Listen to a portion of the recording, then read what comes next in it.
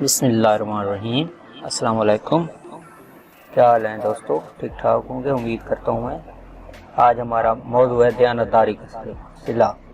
آج ہم آپ کو واقعہ سنا رہے ہیں۔ یہ 240 ہجری کا واقعہ ہے کہ رمضان المبارک کے پہلے دن کو فجر کی اذان حرم کے میناروں سے بلند ہو کر جبل ابو قبیس اور کیان کی چوٹیوں کو چھوتی ہوئی باد نسیم کے جھونکوں کے ساتھ کعبۃ اللہ کے پردوں سے لپٹ رہی تھی اور اللہ کے مخلص بندوں کے دلوں پر تجلیات کی بارش برسا رہی تھی۔ کعبۃ اللہ کے گرد مومنوں کی صفیں نماز کے لیے درست ہو رہی تھیں۔ ان خوش نصیبوں کی آنکھیں براہ راست بیت اللہ کے جمال سے منور ہو رہی تھیں، جبکہ دیگر نمازیوں کی صفیں بیت اللہ شریف کی طرف متوجہ تو تھیں، لیکن دور دراز مسافت کی وجہ سے صرف دلوں کی آنکھوں سے اس کا دیدار کر رہی تھیں۔ دور کے نمازیوں کی یہ صفیں بلند و بالا پہاڑوں اور سمندری جزیروں، شہروں اور بستیوں، صحراؤں اور وادیوں، کوثاروں کی چوٹیوں اور محلات اور جھونپڑیوں، قید خانوں اور مرغزاروں، لک و دک ریگستانوں اور برفانی پہاڑوں کے پیچھے کھڑی تھیں۔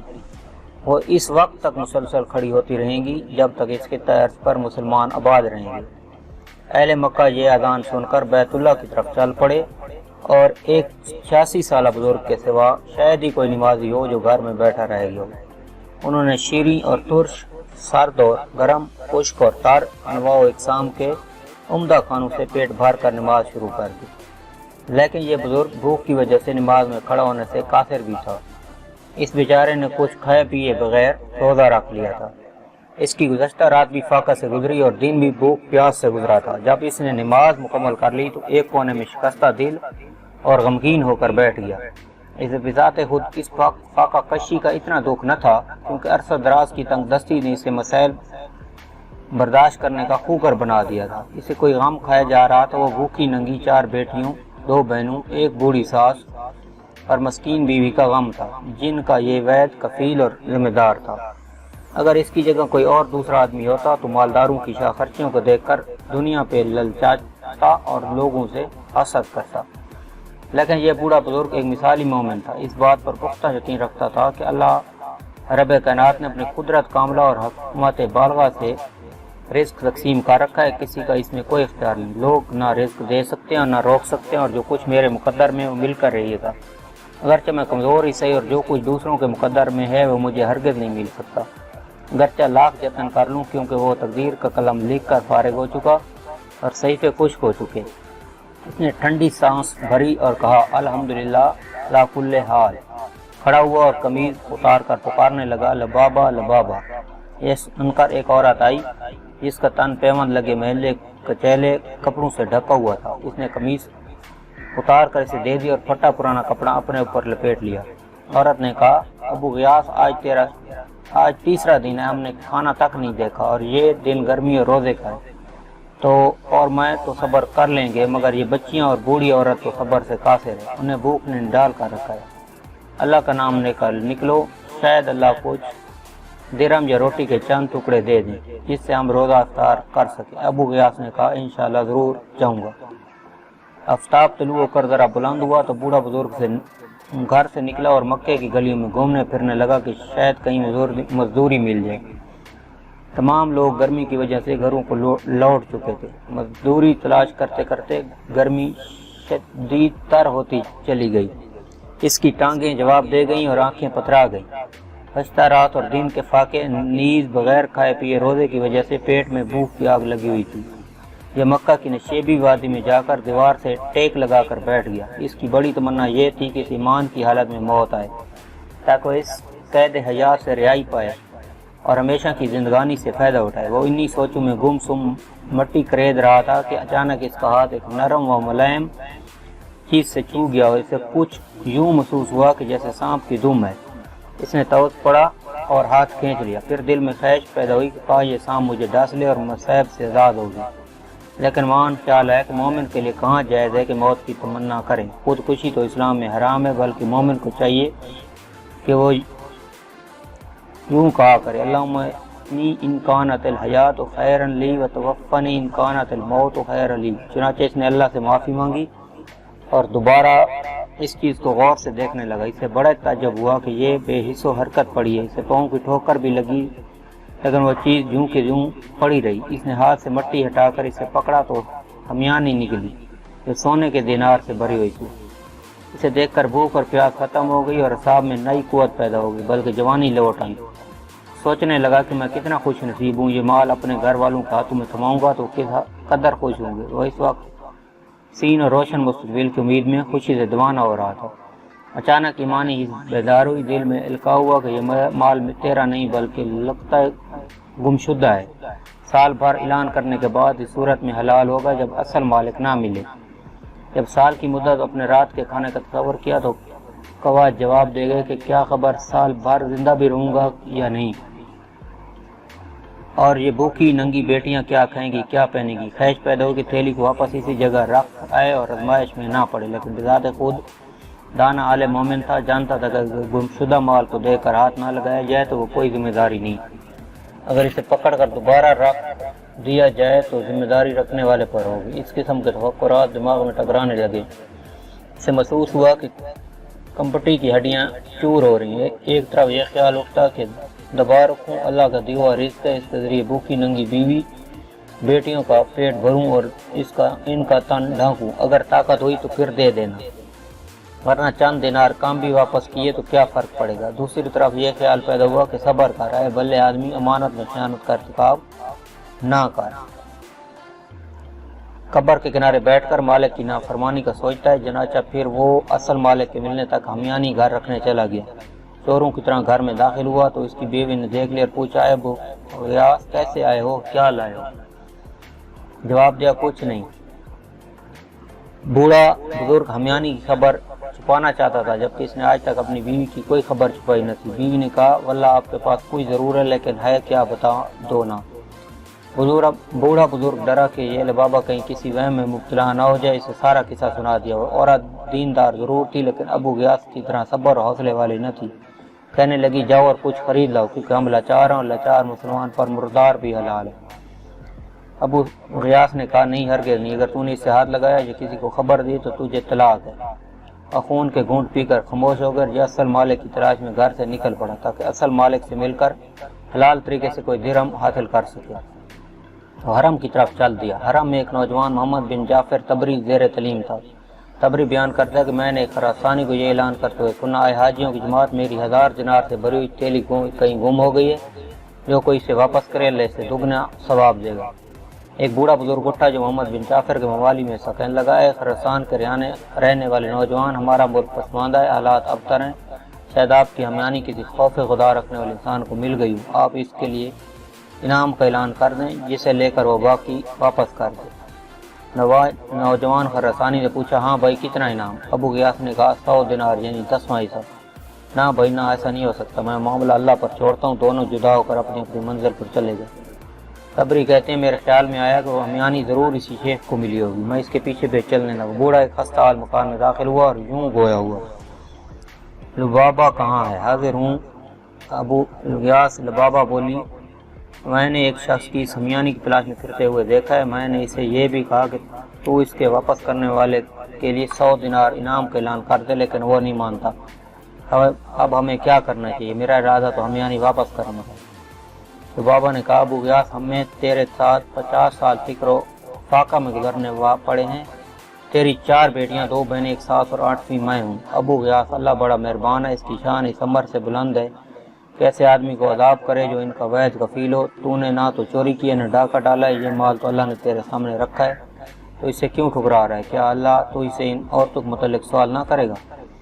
تبری کہتے ہیں کہ میں نے بوڑھے کے چہرے کو بغور دیکھا تو معلوم ہوا کہ اس کا دل ان بھوکی ننگی بیٹیوں اور مسکین ام لبابہ پر آنسو بہا رہا ہے، کیونکہ فاقوں کی بدولت ان کا چمڑا ہڈیوں پر خشک ہو رہا تھا اور وہ دیمک خوردہ لکڑی کی طرح کھوکھلے بدن میں سانس لے رہی تھی۔ اس کے دل میں آیا کہ کچھ دینار خرچ کر لوں، لیکن فوراً یاد آیا کہ 50 سال صبر سے گزار دی اور آج جب کہ ٹانگیں قبر میں لٹکی ہوئی ہیں تو 50 سال کے صبر کو ایک دن کی لذت پر کیوں قربان کروں؟ پھر اللہ تعالیٰ میرے اہل و عیال پر رحم کرے گا۔ دل کو حوصلہ دے کر بولا، میں ایسا نہیں کروں گا، 86 سال بعد اپنی لاش کو قبر میں نہیں جلاؤں گا۔ تبری کہتے ہیں کہ اس کے بعد میاں بیوی خاموش ہو کر میں واپس چلا گیا۔ مغرب کی اذان ہوئی تو بوڑھا بزرگ دن بھر کے کمائے ہوئے چند ٹکڑوں پر اہل و عیال سمیت افطار کرنے بیٹھ گیا۔ باقی لوگ انواع و اقسام کے عمدہ عمدہ کھانوں سے مزے لے رہے تھے اور اس بات کا ذرا احساس نہ تھا کہ رمضان المبارک اثار اور سخاوت کا مہینہ ہے اور اللہ نے بھوکا پیاسا رکھنے کے لیے روزے فرض نہیں کیے تھے، بلکہ اس لیے کہ مسلمان وقتی اور اختیاری بھوک کے ذریعے محسوس کریں کہ دنیا میں ایسے لوگ بھی ہیں جو بھوک پر مجبور ہیں۔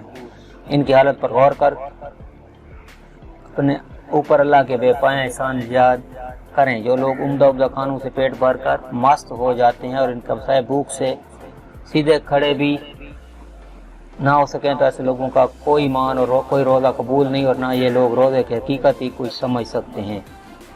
فرمان رسول ہے، وہ آدمی مجھ پر ایمان نہیں لایا جس نے سیر ہو کر رات گزاری اور اس کا پڑوسی اس کے پڑوس میں بھوکا لیٹا رہا اور اس کے فاقہ سے خبردار بھی تھا۔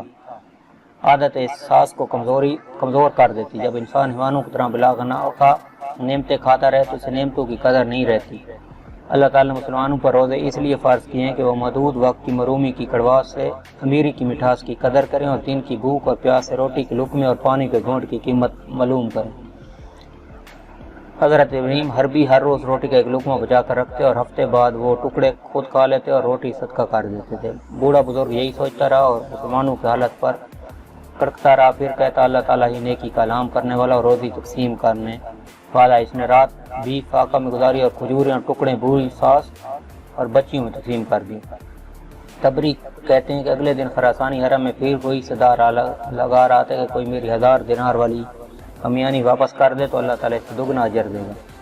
بوڑھا بزرگ اس کی خدمت میں عرض کرنے لگا، اے نوجوان، میں نے تجھے کہا تھا کہ ہمارا ملک بے آب و کیا ہے، وسائل زندگی کم ہے، شاید وہ امیانی کسی خوف خدا رکھنے والے کو مل جائے تو انعام کے لالچ میں واپس کر لو۔ چلو 100 دینار نہ صحیح تو 10 دینار ہی کا اعلان کر۔ اس نے کہا ہرگز نہیں، بلکہ میرا اور امیانی اٹھانے والا کا فیصلہ قیامت کو اللہ تعالیٰ کے سامنے ہوگا۔ اس کے بعد وہ دونوں پھر جدا ہو گئے۔ تیسرا دن ہوا تو خراسانی نوجوان پھر حرم میں وہی صدا لگا رہا تھا اور وہی بوڑھا بزرگ کھڑا ہوا اور کہنے لگا، نوجوان تو نے 100 دینار دینے کا اعلان کرنے سے انکار کر دیا، پھر 10 دینار انعام سے بھی انکار کر دیا، تو آج 1 دینار کا اعلان کر دے۔ خراسانی نے کہا، بلکہ میں اس قضیے کا فیصلہ اللہ تعالیٰ پر چھوڑتا ہوں۔ بوڑھے بزرگ کی امید کا آخری سارا بھی ختم ہو گیا، سوچنے لگا بھی تو 1000 دینار ہاتھ میں ہے۔ نے کہا، بلکہ میں اس قضیے کا فیصلہ اللہ تعالیٰ پر چھوڑتا ہوں۔ بوڑھے بزرگ کی امید کا آخری سارا بھی ختم ہو گیا، سوچنے لگا بھی تو 1000 دینار ہاتھ میں ہے، سارا نہ صحیح تو 1 دینار ہی رکھ لوں کہ بھوکے ننگے بیٹیوں کا سامان کر لوں۔ لیکن دینی جذبہ موجزن ہوا اور یوم حساب کے خیال سے ڈر آ گیا۔ اب ابو خیاس نے خراسانی نوجوان سے کہا، اور اپنی ہمیانی لے جاؤ۔ تبری کہتے ہیں کہ میں نے ان کے پیچھے پیچھے چلنا شروع کر دیا۔ جب دونوں گھر کے دروازے پر پہنچے تو شیخ اندر داخل ہو گیا۔ تھوڑی دیر کے بعد باہر آیا اور خراسانی نوجوان کو اندر لے گیا۔ میں بھی ان کے ساتھ اندر چلا گیا۔ شیخ نے اندر جا کر محفوظ جگہ سے ہمیانی نکالی اور نوجوان سے کہا، کیا تیری ہمیانی یہی ہے؟ نوجوان نے کہا، ہاں۔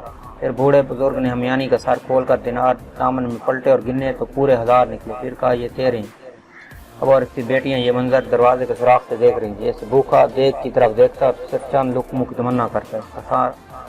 ثانی نے دیناروں والی تھیلی کندھے پر رکھ لی اور اسے اوپر چادر اوڑھ کر چل دیا۔ جب بابا نے یہ منظر دیکھا تو یوں چکرائی جیسے کسی عورت کا اکلوتا بیٹا گم ہو گیا۔ اس کی بیٹیوں کی باتیں کھلی رہ گئی۔ چند لمحوں بعد شیخ نے آٹھ سنی تو نظر اٹھا کر دیکھا کہ نوجوان واپس لوٹ آیا ہے۔ اگر یہ بوڑھا بزرگ اس سے روگردانی کر لیتا تو یہ بڑی بات نہ تھی، کیونکہ اس نے بھوکے ننگے مسکینوں کو دیکھ کر 1 دینار تک نہ دیا کہ وہ اپنی بھوک دور کر سکے۔ لیکن یہ بوڑھا بڑا بردبار حوصلے والا شخص تھا، فوراً بولا، بیٹا کیسے ان ہوا؟ خراسانی نوجوان نے جواب دیا، اے میرے بزرگ، میرا باپ فوت ہوا۔ جب فوت ہوا تو اس کے پاس 3000 دینار تھی۔ اس نے مجھے وصیت کی کہ میری سواری بیچ کر حج کا خرچ بنا لینا اور 1000 دینار اس شخص کو دے دینا جو بہت زیادہ غریب ہو۔ چنانچہ میں نے اپنے وطن خراسان سے مکہ تک کسی کو تجھ سے زیادہ غریب نہ پایا۔ لو یہ دینار، اللہ ان میں تمہارے لیے برکت کرے۔ تبری کہتے ہیں کہ نوجوان ہمیانی رکھ کر واپس چلا گیا۔ یہ منظر دیکھنے کے بعد میں بھی واپس جا رہا تھا کہ مجھے کسی نے پیچھے سے آواز دی۔ میں نے پیچھے مڑ کر دیکھا تو وہی بزرگ میرے پیچھے دوڑ رہا تھا۔ اس نے مجھے اپنی طرف بلا کر کہا، تجھے ہمارے معاملے کی خبر ہو گئی؟ اور میں نے احمد بن یونس روئی سے سنا اور انہوں نے نافع سے، انہوں نے حضرت عبداللہ بن عمر رضی اللہ عنہ سنا کہ رسول مقبول صلی اللہ علیہ وسلم نے حضرت عمر اور حضرت علی سے فرمایا تھا، جب کوئی ہدیہ بین مانگے اور بلا تما آئے تو اسے واپس نہ لوٹاؤ ورنہ اللہ کے شکر بن جاؤ گی۔ اور ہدیہ میں سب حاضرین شریک ہوتے ہیں، چلو میرے ساتھ چلو۔ تبری کہتے ہیں کہ میں نے ساتھ چلنا لگا۔ اس بزرگ نے مجھے راستے میں کہا بھائی تو بڑا مبارک ہے، میں نے عمر بھر ایسا مال نہیں دیکھا تھا اور نہ دیکھنے کی امید تھی۔ تم میری یہ قمیض دیکھ رہے ہو، میں اس میں قیام علیل کرتا ہوں، پھر فجر کی نماز ادا کر کے اتار دیتا ہوں تاکہ میری بیوی اور بچیاں اور بہنیں باری باری اس میں نماز ادا کرتے ہیں۔ پھر میں پہن کر زور اور سر کے درمیان وضوری کر کے چند کھجوریں اور روٹی کے ٹکڑے خرید کر گھر لوٹتا ہوں۔ جب ہم گھر پہنچے تو بزرگ نے بلند آواز میں پکارا لبابہ اور فلاں فلاں۔ اس بزرگ کی آواز سن کر اس کی بہنیں، ساس اور بیٹیاں اکٹھی ہو گئی۔ اس نے سب کو دائرے میں بٹھا کر مجھے بائیں جانے بٹھا لیا اور ہم سب سے کہا اپنے دامن پھیلاؤ۔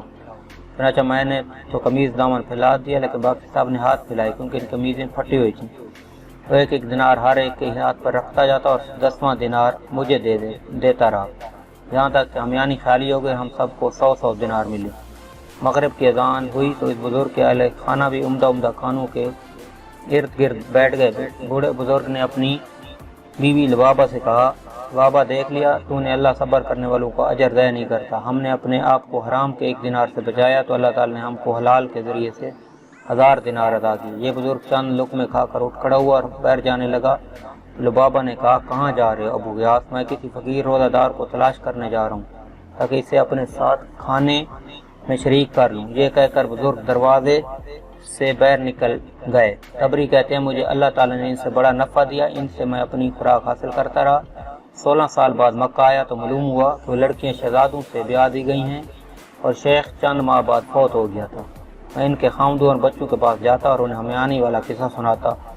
وہ بڑی دلچسپی سے سنتے اور میری بڑی عزت کرتے۔ پھر 40 سال بعد پتہ چلا کہ ان میں سے اب کوئی بھی زندہ نہیں ہے، رہے نام اللہ کا۔ اللہ تعالیٰ سب پر رحم فرمائے، آمین۔